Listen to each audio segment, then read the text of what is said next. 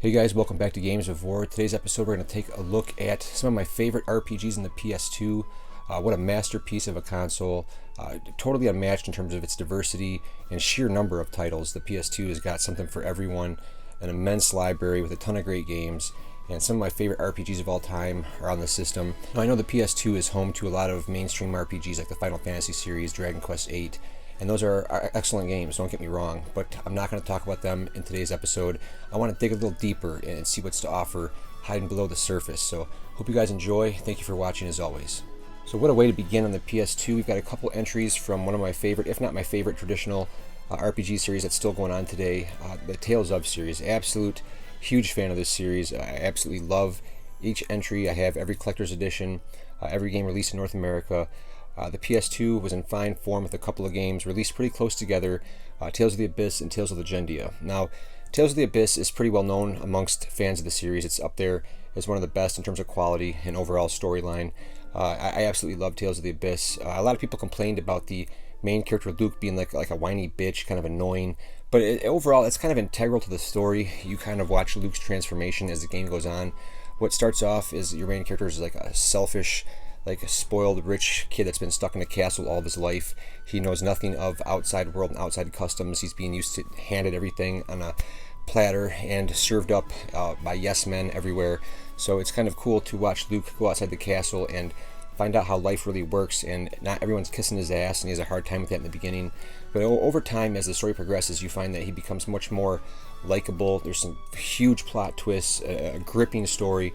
The skits are all amazingly well done, great voice acting. Visuals are amazing looking in Tales of the Abyss. Overall, just a really solid entry in the series. Now, Tales of is a traditional RPG series, overworld exploration, towns, leveling up, all that good stuff, great voice acting. The battle system was kind of a first for the time. Only a couple other RPG series did it. When you go into the battles, it's kind of like a fighting game brawler. Combos, run around on the map, no turn-based, so it's an action combat system that's really enjoyable. Some great combos. Each series entry kind of refines the combat as they come out, so the combat is definitely a high point in Tales of the Abyss, Legendia. A great combat system in all Tales games, and Abyss is no different. A great entry in the series, and one that you will be enthralled from start to finish. It keeps you in the story. It's not too hard to understand. It's a great entry. If you've never played a Tales game, Abyss is a great place to start. Now, Tales of Legendia is definitely kind of like the odd man out in the Tales of series. It's done by, I believe, an American team. It wasn't done by the standard Tales team that usually does the entries in the series, so it's definitely got a different feel to it, a different graphical style. The combat system's a little different. It's kind of like a 2D straight side to side, going back like the old days of Fantasia. Really well done, though. I thought this was a really cool change of pace. I enjoyed the story and the setting, taking place in the Legacy, which is on this like giant ship in the ocean. Playing as Sentinel Coolidge, who's a really cool character. His sister early on gets taken, and she's kind of a key in these ancient relics that kind of all tie into this legacy in the ship. And the world is really well done. Once again, great skits, great combat. I prefer the 3D combat in like the Abyss and later entries, but it's a really cool battle system in Legendia 2, kind of the 2D side to side, and it just harkens back to the early days of the series. And the story is really well done. Some amazing cutscenes. There's also some really cool bonus content that opens up after you finish the game that really fleshes out the characters and the character development in this game. So what is looked at is definitely the odd man out in the series. Definitely give Legendia a shot. It's not like an inner Tales game in the series, but it's still highly recommended. Two great entries in a long-running series that are fantastic on the PS2. Next up, we got a game from Square Enix that doesn't get enough love, in my opinion, Radiata Stories. This is done by Tri-Ace, who does the Star Ocean series, and what a fantastic game this is, man. One of the best looking visual styles I've seen yet in like a PS2 game at the time. It's kind of like almost like a water pastel, almost cel-shaded look, but not really. The vibrant color palette, just a striking aesthetic visually. It looks amazing. Frame rate is 60 frames, and then in battles it's 30, so it's really smooth. Music is fantastic. The soundtrack is just a masterclass. And what I liked about this game is the humor in it, and it kind of reminds me of like a Square Enix Suikoden approach to gameplay, minus the 108 Stars of Destiny. In this game, you've got upwards of like 200 NPCs that you can recruit to your party, and each of these characters have like lives and personalities and daily routines, and it all flows by the game's time clock, night and day cycles. And you can recruit these different characters and learn their traits and quirks, and form your party based on who you interact with, and it's tons, basically limitless options in terms of or character recruitment, man. So many different options, so many different characters. One of the things I really enjoy about Radiant Historia is the overall sense of humor in the game. It's a really funny game. The script is hilarious. Playing as Jack Russell, like on his 16th birthday, he wants to go off and join the Radiata Knights. So it's about his journey going to join the knighthood and trying to qualify and become a member. And he meets up with this girl, Ridley Silverlake, who has like been bred for war since she could walk. I mean, she's like a badass, no joke. And they're in this tournament, and she's up to fight this next guy who's like this fancy Captain Star or something. He's like walking with his head up, he's like all fancy, and he sees he's fighting Ridley, and he's like, oh, I got this little girl, I got this one, and she whips the shit out of him, man, and like they have to carry him out, and it's like, it's just, overall, it's just a really funny, charming game. The character recruitment is just endless possibilities of visuals, music, fantastic, and the story is actually pretty good too. And I was really thrown for a loop playing this. I didn't really pay attention to any like reviews, or I didn't read anything about it. So the story kind of has like humans versus like fairies. So like humans on that side, and then the goblins, trolls, and there's comes a point in the story where you actually choose to fight on the human side or fight on the fairy side, which means multiple playthroughs, so you can see the story from either side, and each side has drastic different story ramifications. So really choose wisely on the human side or the fairy side, each with different stories to accompany. Fantastic RPG, very well done. I absolutely love Radiata Stories. The look of it, the gameplay, everything about it is one of my favorites on the PS2 for sure. Next up, we've got Draken the Ancient's Gate, and this was a big surprise for me personally. I knew nothing of the first game that was on PC first, and they were going to develop a sequel for it on the PC, and somehow something happened where midway through they got an offer from Sony, and they switched over to PlayStation 2 exclusive, and this was the follow-up to that early PC game. And Draken the Ancient's Gate, and they knocked it out of the park. And they were really at a disadvantage because, number one, they had been like a year in progress working on this game for PC. They got switched over to the PS2, and the PS2 was just coming out, and they knew nothing about the emotion engine, which was really, I guess, complex at the time and kind of hard to develop for. They had to really figure it out, so they were kind of learning on the fly, tailoring this game to the strengths of the PS2. And overall, they did a fantastic job. I mean, the end product, the game looks amazing. There's huge vistas, deep valleys, lakes, man, really good visuals, vistas that go on forever. And what sold me on this game is I've always been a sucker for a dragon game, whether you had like a dragon companion that you could fly on, or just I always love dragons. This is kind of like I wanted Lair to be on PS3, like if you could actually get on the dragon and have a world to explore and not just be like on rail shooting all the time. But I digress. Draken is fantastic. It kind of reminds me of like a Tomb Raider-ish kind of game. Controls and combat kind of reminds you of like the N64 Zelda's with the lock on that. You've got swords, you've got sword play, you've got excellent combat, and you've got magic. And Rin is a really cool heroine to play as. She is cool, she's tough, and about I'd say like 5 hours in, I finished this game back in the early days of the PS2. I think it's about after the first main dungeon, which I've got to say the indoor locales are super detailed. Everything looks great. And then as you get outside, when it opens up and you've got these huge vast lands, it still looks pretty damn good. But I want to say after the first dungeon, about 5-6 hours in, you get your dragon companion, Arok, and you're able to kind of mount his back at will and fly over the lands and get all these different dragon attacks and upgrade his attacks and fly through the lands. And what seems like a vast, huge land on foot, it takes forever to travel.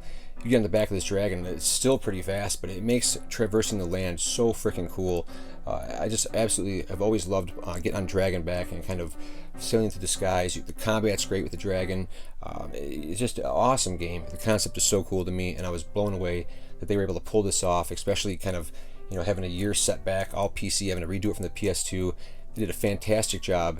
Action RPG, dragon riding, combat, everything comes together to form a very memorable game. Voice acting throughout, every character is voiced. It's quality voice acting.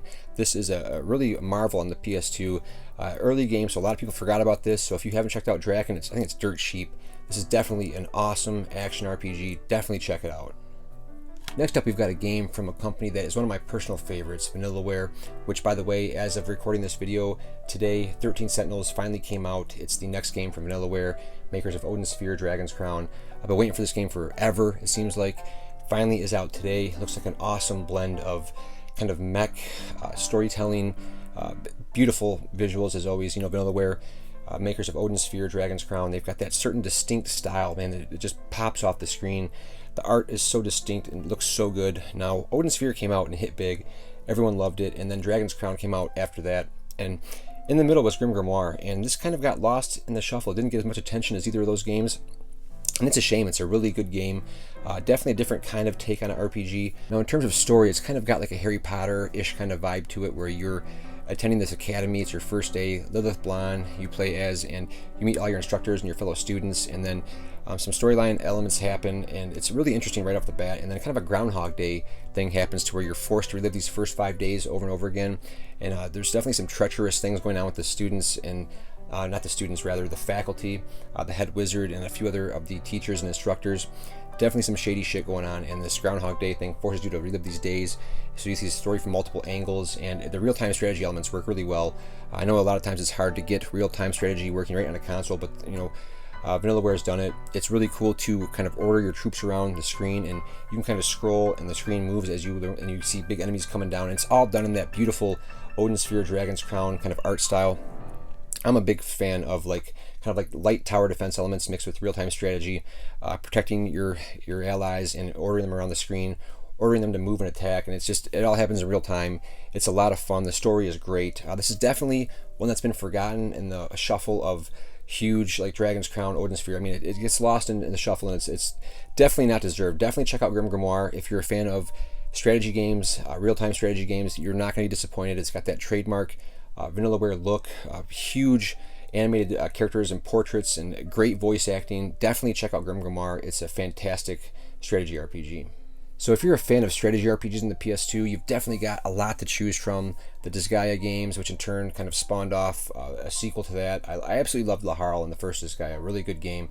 The La Pucelle Tactics, Makai Kingdom, Phantom Brave, I mean the list goes on of just an immense library of strategy RPGs. One that I think gets lost in the shuffle as well is Stella Deuce, Gate of Eternity.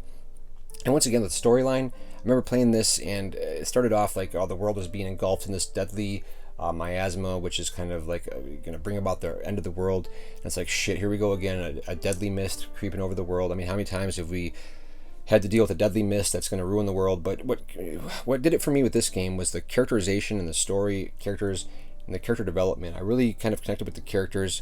The strategy RPG gameplay is definitely rock solid. It's not anything new, or you're not going to be blown away by it. But I just fell in love with the game's characters and the story, and I really enjoyed the kind of hand-drawn, like high-res look to it. Your strategy grid, RPG gameplay, you know the drill by now. So if you're looking for something that flew under the radar in terms of strategy RPGs, definitely check out Stella Deuce. I absolutely loved the story and characters, and the gameplay was great. 50 hours I think it took me to beat this game, but overall a fantastic, well-told story, great looking game. Don't let this one slip by. I definitely have to give some love to the Drakengard series. And it's interesting, when I first played the Drakengard originally way back in the early 2000s, I thought it was like a really mediocre game. I'm like, man, this gameplay is like so repetitive and boring, and it's not a good looking game. The combat system, the combos are all pretty standard by the book stuff. It wasn't until about halfway through the game that this crazy story with Kaim, and it just I'm not going to spoil anything. You've got to play it to believe it. But once again, what drew me to these games was the concept of being able to summon a dragon and ride on the back of a dragon and torch enemies, and then jump off the dragon and go back into combat, which you can in both of these games. And the second one does it pretty well, and it looks pretty good. But play these games for the story. And this also ties into one of my favorite series that's going now, which is Nier. I believe one of the alternate endings in Nier was one of the endings from Drakengard. I can't remember how it went. It's been a while since I played Drakengard, but I know that it ties into Nier, and it's part of the series overall. And it's just a fantastically dark and twisted tale. I shit you not. My mouth kind of dropped open a couple times because it's just a very shocking story and multiple endings, and you're going to want to play them all and see them, and you'll see how it ties into Nier, which is a fantastic series, really underrated, which I think more people have caught on to Nier these days, but this is where it started. Drakengard is a fantastic series. Get past the repetitive and kind of boring combat initially, because the story will pick up and you'll kind of forget how kind of subpar the gameplay is. The second one, it kind of steps it up, and it's a little better, but it's an action RPG, hack and slash, dragon riding, and it's just, you got to play it to experience the story. I really do love the series, and it's grown on me over the years. Fantastic. I definitely have to give mention to one of my favorite series in the PS2, Shadowhearts, and this is an RPG series that is, it started off at the first game was very unconventional. I was going into it expecting like an RPG. I didn't know what kind, but it's definitely not the little kids save the world, lighthearted stuff, man. Shadowhearts is dark. It is often macabre. I remember getting to the first town and you know something's wrong right off the bat, and you start talking to these people and you kind of get trapped in there, and you realize you're in a town full of cannibals and these fuckers want to like kill you. And to go along with the dark and macabre setting of the first game, I was introduced to the battle system in the Shadowhearts series, which runs on kind of like a Grandia-ish kind of system where it's timing based. It's like a judgment ring where it's like a circle and you can time it just right for more powerful attacks. It's really addictive, and it becomes a lot of fun to play the combat in this because you can time it just right, and it's just an enjoyable battle system. It's really clever, well thought out, and it complements the gameplay. To me, the series got better with the second one. The third one kind of went off the rails a little bit. It's been a while since I played the third one, but I enjoyed the first two immensely. Something very different, very dark in nature, and something that is definitely geared toward a more adult kind of RPG player. If you're kind of sick of the save the world, young medieval style, this is definitely going to be something that's right up your alley. You'll fall in love with these games if you're looking for something a little different. I definitely did. It's a great series. I definitely have to give special mention to the Shining Force series of games in the PS2. One of my favorite strategy RPG series of all time, up there with Fire Emblem. I have every game in the series. When it came out for the PS2 and I saw Shining Tears, I remember it specifically because Shining Tears came out the same day as God of War. So I went to GameStop and I picked up God of War and Shining Tears, and I got home and I popped in Shining Tears first, and what I was treated to was an action RPG, all hand-drawn, great looking game right away. The pastel, hand-drawn, very light look to it. It looked amazing.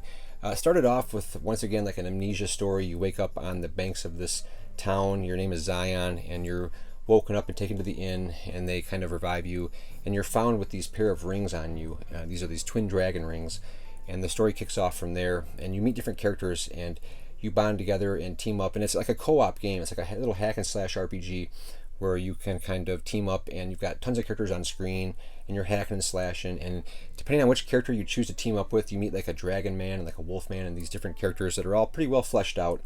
You put on these dragon rings and you kind of shift into like this demonic character, and you react differently with different characters that you are partied up with. Then the dragon rings will react differently, and you'll kind of shift personalities and become like a darker version or like a different kind of version, and it opens up all kinds of different story possibilities depending on which party you choose, which members you have in your party, and kind of lead to different multiple endings. Really solid like hack and slash gameplay. It was really cool to play a 2-player game in the Shining series. I definitely didn't know what to expect. I knew it wasn't a strategy RPG, but I didn't know what kind of direction Sega was going, but I definitely found out quick. Now with Shining Force Neo and EXA, they kind of abandoned the multiplayer aspect and focused on more of a solid single player, once again like a hack and slash RPG. The production value definitely went up with both games. A single player with animated cutscenes and like a huge sweeping story arc. Shining Force Neo has some of the cheesiest voice acting in a Shining. It's pretty cheesy stuff, man. You play as a guy named Max, and you are kind of trying to get these force powers and kind of use the force. It's almost like a Star Wars thing. Like the force is like the main driving thing, and you want to master the force and become like high up and use this power. And you got these enemies that are invading your town, and it's a really cool hack and slash game, minus the co-op, but it's really strong focus on single player story, and the characters are all cell shaded almost. Really dark black outlines, so everything's really easy to see, almost like a CG kind of generic look to Shining Force Neo, but it's a really cool story, and it's really detailed in terms of production value. The cutscenes that unfold, the story unfolds. Cheesy voice acting aside, I really enjoyed the hero Max. I enjoyed his hilarious shit that he says. Lots of cool hack and slash gameplay and a pretty epic single player storyline. EXA takes that concept a little further, playing as Toma. This one adds like a really cool element of the Geo Fortress, along with like a sweeping single player story arc, hacking and slashing, beautiful towns to explore, beautiful vistas, beautiful open lands. You've also got this Geo Fortress that you kind of construct this like fortress, and as you're out doing battle, continuing through the storyline, you'll kind of be summoned back to the fortress, and kind of like enemies will be invading. You got to come back to the fortress and defend your fortress. And as you defend these onslaughts of enemies, your fortress can be leveled up, and you can kind of add on different rooms and make it more powerful. And it becomes like a central hub and a focal to the story point, making this Geo Fortress and expanding it and watching it grow. And the storyline is pretty detailed in this as well, kind of a King Arthur pull the sword from the stone type thing. And I really enjoyed EXA, man. I think that generally these games got better as they went on. I don't know if Sega plans on continuing the action RPG kind of theme in the Shining games. I know that we got Shining Refrain or whatever on the Switch was a little different, but this was a great series, and I think it got better with each game. EXA looked great, the visuals were top notch, the voice acting was pretty good in this one. Very beautiful hand drawn aesthetic, and just overall great single player RPGs for the second two. The first one was more of a co-op hack and slash, but they got better as they went on. And if you're looking for something a little different, if you're looking for a strategy RPG, kind of similar to the early Genesis games, or like a first-person dungeon crawler like Shining in the Darkness or Shining the Holy Ark, you might be disappointed. But if you like hack and slash action RPGs, I think you're going to like these, and they definitely got better as they went on. And I'm a big fan of the story-driven games, and I think they're worth checking out. Probably my favorite RPG in the PS2 has got to be Rogue Galaxy. I'm a big fan of Level 5. I absolutely love what they did with the Dark Cloud games. I really like the Dragon Quest 8. This game just took it and knocked it out of the park for me. I'm a real sucker for like space pirates or anything involving outer space where you can kind of get in your ship and kind of leave your planet and go explore a galaxy. This is that game. I wasn't sure how they were going to pull this off in the PS2 because I was reading previews about how epic and scope this world was. Man, they pulled it off. Like almost no load times. Like these planets are all diverse. I was surprised by how many different locales you can visit and just how diverse each location looked. The storyline was amazing, and it kind of spanned like this huge space opera, man. And the combat was kind of like a Star Ocean-ish kind of battle system, so it's action-based, so it's not turn-based. So you're going to be hack and slashing combos, upgrading your moves, the standard RPG stuff, exploring towns and different races on the different planets. Everything came together to form this huge epic space RPG that definitely pushed the PS2 to its limits in terms of size and scope. I wasn't quite prepared for just how epic Rogue Galaxy is. I don't want to spoil anything with the story, but Jaster Rogue is a cool character. Voice acting is top notch. I was completely blown away by the sheer size of this game and just how well it was done. I think they released it for like the PS4 or the PS3 or PS4, and it looks really good on there as well. But man, on the original PS2, Rogue Galaxy, kind of like Skies of Arcadia for me, where I love space pirates and kind of the world out in the stars, even Infinite Space on the DS, but just a masterclass of a role-playing game. Very similar systems to kind of like Dragon Quest in terms of upgrades and how they explain everything, the menus. You can tell it's a level 5 game through and through. I was so high on this game that when White Knight Chronicles came out, I think that was the next game on the PS3 shortly after this, because this came out like pretty close to the end of the PS2's life cycle. Going into White Knight Chronicles, I was kind of let down because this was I had such high expectations for level 5, but that's just how high in regard this game is. So this was level 5 at the top of their game for me on the PS2 era. One of my favorites in the system, and definitely worth your time. I hope you guys have enjoyed taking a look at some of my favorite RPGs in the system. The PS2 is definitely one of those systems that's got something for everyone. An immense library of games, role-playing games, strategy RPGs, traditional. There's something for everyone. The system is a masterclass. The library is so much fun to explore, and it holds up well to this day. So this is a few of my favorites. There's definitely something for everyone on this list alone. Hope you guys enjoyed, and thank you for watching. As always, Games of War is absolutely nothing without you.